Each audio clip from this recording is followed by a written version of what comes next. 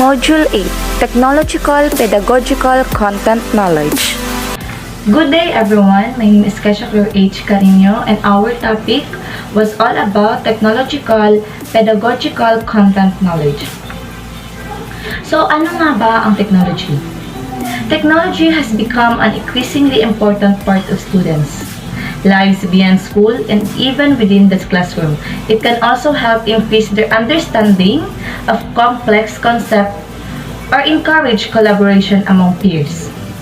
Because of these benefits, current educational practice suggests that teachers implement some form of technology in their classroom, but many teachers faces difficult in doing so.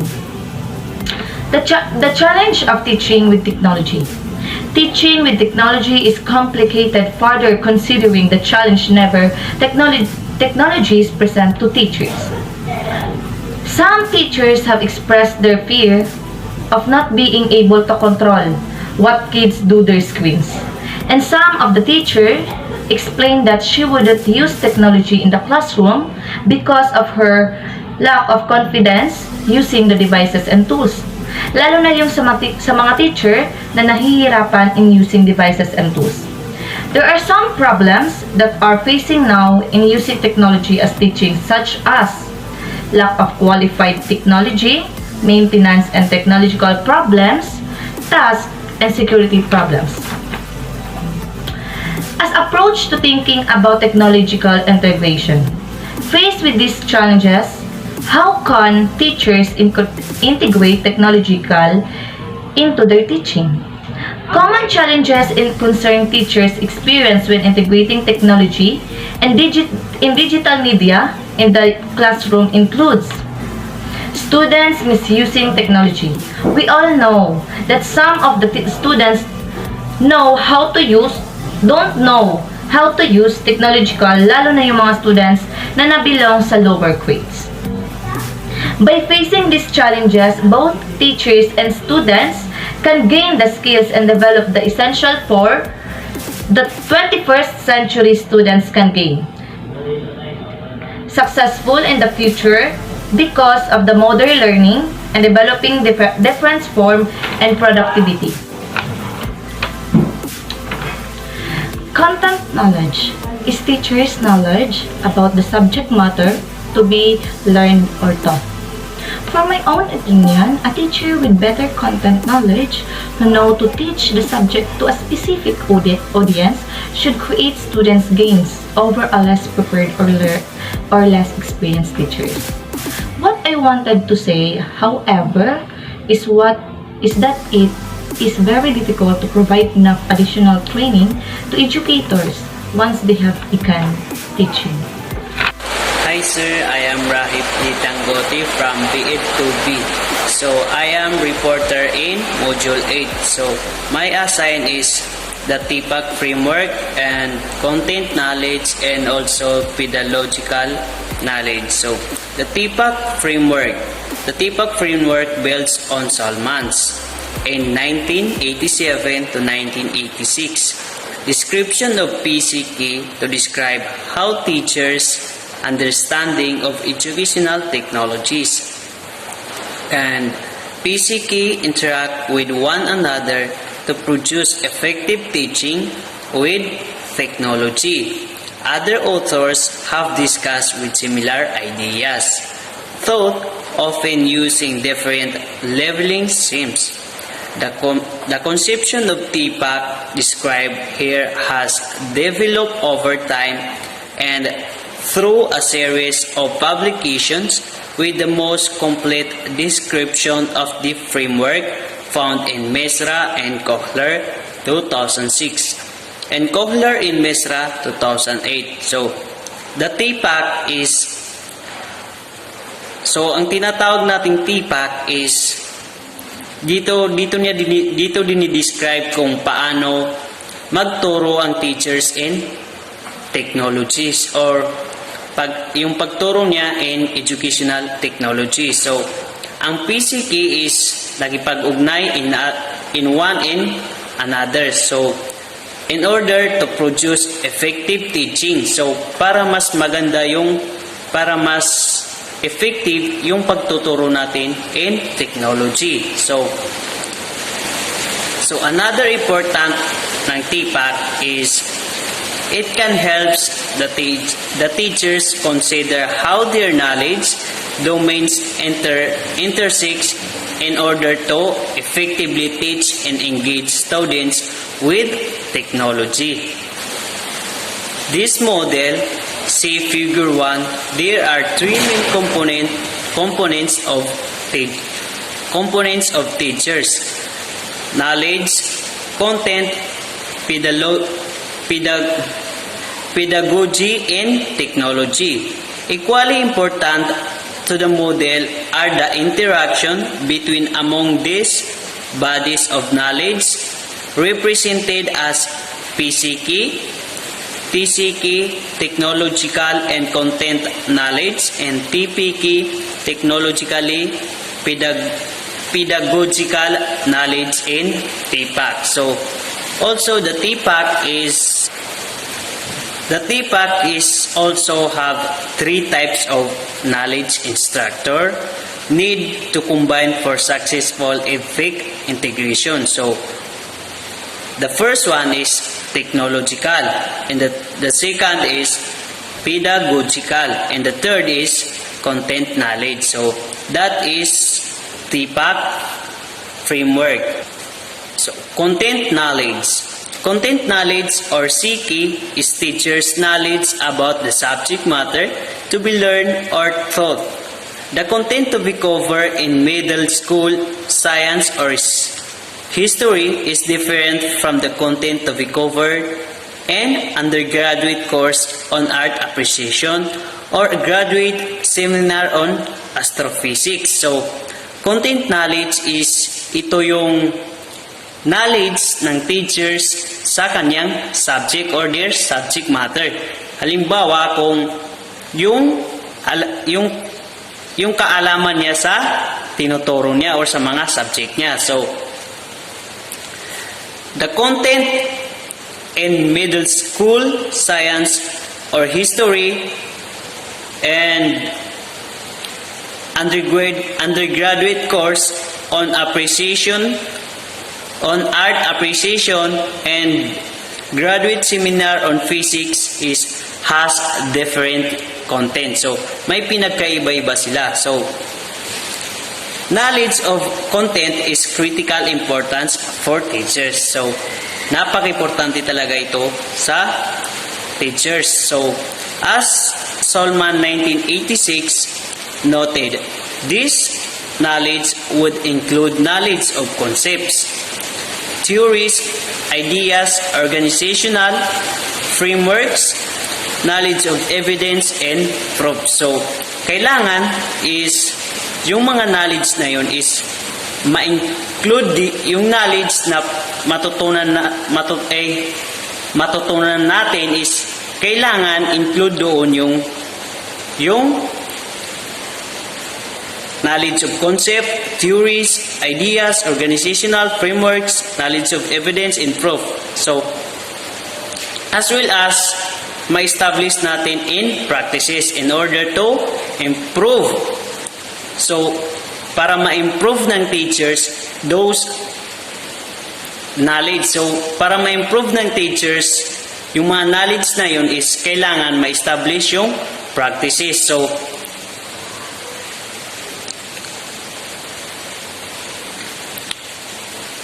the knowledge and nature of inquiry differ greatly between fields. So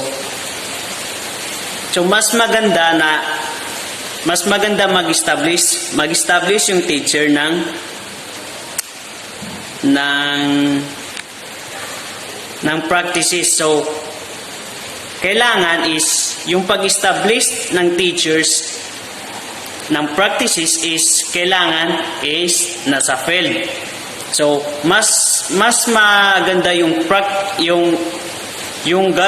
ipapagawa, mas maganda yung output na ipagawa ng teachers, estudyante niya kung nasa field sila. For example, this would include knowledge of scientific facts and theories. So kumbaga mas mas maganda na sa field kung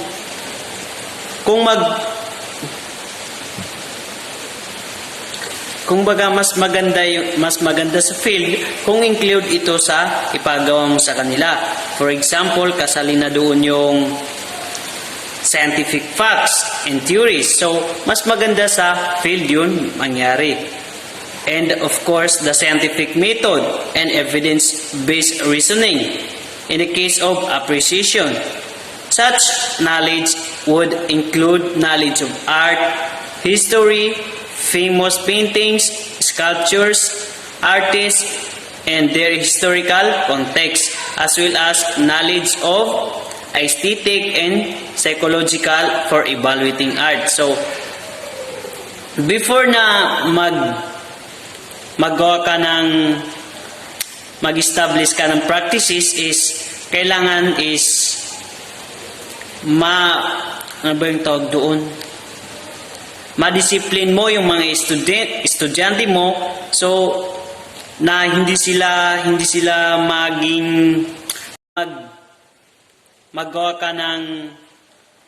mag-establish ka ng practices is kailangan is ano ba yung tawag doon?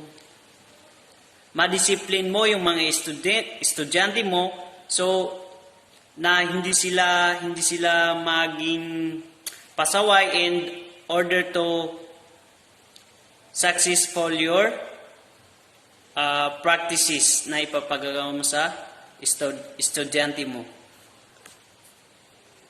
So, the pedagogical knowledge. Pedagogical knowledge or PK is teachers' deep knowledge about the process and practices or methods of teaching and learning. They encompass, among other things, overall education purpose, values, and aims. This generic form of knowledge applies to understanding how students learn, general classroom management skills, lesson planning, and student assessment. So, pedagogical knowledge is ito yung paraan ng pagtuturo ng teachers sa estudyante niya. Yung mga values na ituturo niya sa estudyante niya or yung ini-aim niya sa estudyante niya. So, ang pag-apply sa ganitong paraan ng pagtuturo, pedagogical knowledge is ang ganitong paraan ng pagtuturo ng teachers is very approachable. Kung baga, mas madali ma-approach ng students yung teachers. And this generic form of knowledge applies to understanding how students learn. So, general classroom management skills, lesson planning, and student assessment. So, it includes knowledge about techniques or methods using in the classroom, the nature of the target audience, and strategies for evaluating student understanding. A teacher with deep pedagogical knowledge understands how students construct knowledge and acquire skills and how they develop habits of mind and positive disposition toward learning. As such, pedagogical knowledge requires an understanding of cognitive, social, and developmental theories of learning and how they apply to students in the classroom. So, kailangan ang teacher is ma-understand niya yung estudyante niya is kumbaga alam niya yung kaya ng estudyante niya. Kumbaga yung ipapagawa ba niyang evaluate or yung mga assessment is kaya ba ng estudyante niya. So, yun yung purpose ng pedagogical knowledge. And also, pedagogical knowledge is understand how students construct knowledge. Kumbaga, yung kailangan is maintindihan niya kung paano mag-construct yung mga estudyante ng knowledge. Kumbaga, paano nila i-approach yung mga knowledge na malalaman nila. My name is Termina A. Kasan, and this is my report, Pedagogical Content Knowledge. Pedagogical content knowledge is an academic construct that represents an intriguing idea. It is an idea rooted in the belief that teaching requires considerable more than delivering subject content knowledge to students, and that students' learning is considerable more than absorbing information for later accurate. Pedagogical content knowledge is the knowledge that teachers develop over time and through experience about how to teach particular content in particular ways in order to lead to enhance students' understanding. Technology knowledge. Teachers' knowledge of ability to use various technologies, technological tools, and associated resource. Technology knowledge concern and understanding learning considering its possibilities for a specific subject area of classrooms. Learning to recognize when it will assist learning continually and adapting new technology. Technological content knowledge. Teachers' understanding of how technology and content can both influence and push against each other. Technological content knowledge is involved understanding how the subject matter can be communicated via different offerings and considering which specific tools might be best subject matter or classrooms. Technological content knowledge.